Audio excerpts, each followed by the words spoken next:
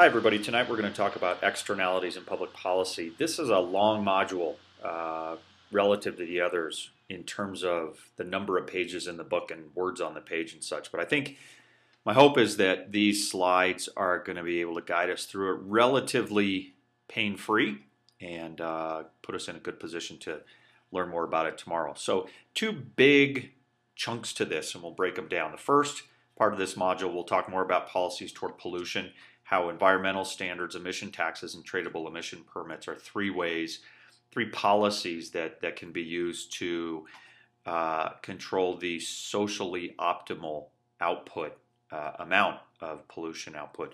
Then we're going to talk about, rather than controlling the effects of production, talk about how policies can influence the levels of production and the levels of consumption that produce those effects. And then we'll talk about externalities and how those affect us as well. So let's get right into it.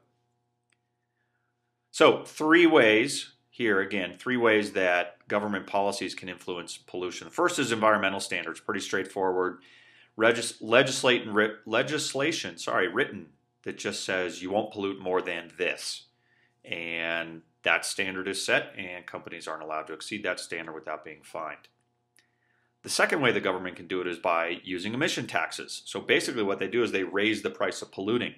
So look at here again the marginal social cost and marginal social benefit graph that we used today in today's module, and think about rather than using environmental standards or strict limits to keep a pollution emitter from producing at the market output, which is right here.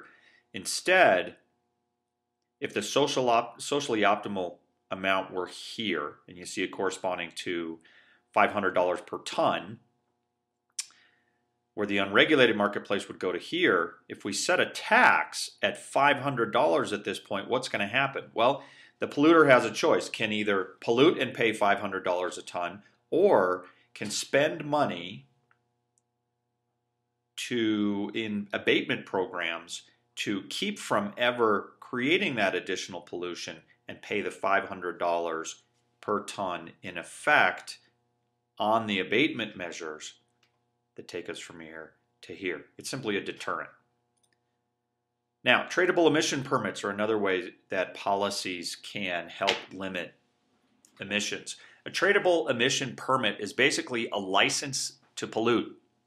And this license says that individuals in an industry can pollute certain amounts without having to pay fines.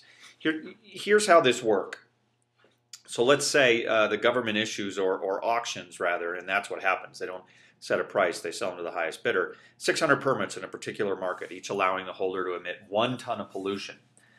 If this were a market that were going to emit 1,200 tons in a straight market-driven situation, it's removing 600 tons of pollution from the environment, which is a good thing. If there are two firms operating in this marketplace, and you have one firm with very high abatement costs, they may find that it's cheaper to buy a competing firm's pollution permits or tradable emission permit than engage in high-cost pollution abatement activities. Now, it relies on the assumption that there are other firms in the industry that have lower pollution abatement costs, and what happens is you have a high-cost polluter and a low-cost polluter, both who own permits. The low-cost polluter realizes that he can sell the permits for a net higher cost than it's going to cost him to actually abate the pollution.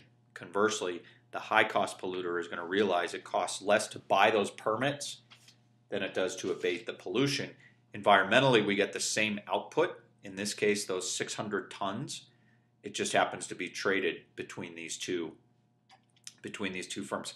Pretty effective way, actually, to limit the amount of pollution that polluters put out, and a fairly efficient way for markets to operate because transaction costs are relatively low. Now, let's discuss how policies can influence activities, so production and consumption instead of their side effects. And that corresponds here in the outline for the second part of our discussion. So remember, production and consumption of most goods creates some form of pollution, otherwise called an external cost on society. Not all production and consumption, though, creates a negative externality. Sometimes a positive externality exists. The example I have here is somebody spending money to improve her house and yard, and it benefits the entire neighborhood because property values go up. It's also a nice place to drive or walk past. When the external benefits exist from the production and consumption of a good, so again, external benefit to me as the neighbor, when my neighbor spends her money investing in her property, I am the consumer of that external benefit. Here's what happens. The market will underproduce that good. So purely market driven will underproduce the good, where the society would benefit from more of it, but the market produces less.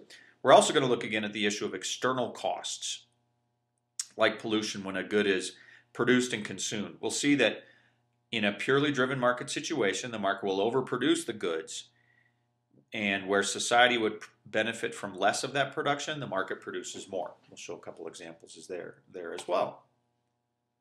Let's talk about private versus social benefits. Again, one of the ways that we can actually limit production or consumption rather than limiting the effects.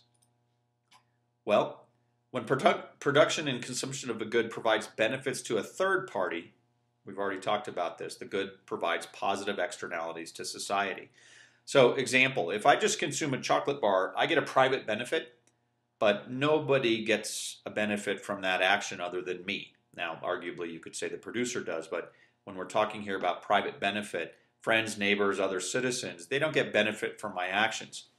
If I consume a flu shot or a chickenpox vaccine, other people receive some benefit because now those people are less likely to catch the chickenpox or the flu from me because I've been vaccinated. Similarly, if the example we used, if Sue spends a lot of money improving the value of her home, she receives a private benefit, but she also creates a spillover benefit to her neighbors by raising the value of their homes.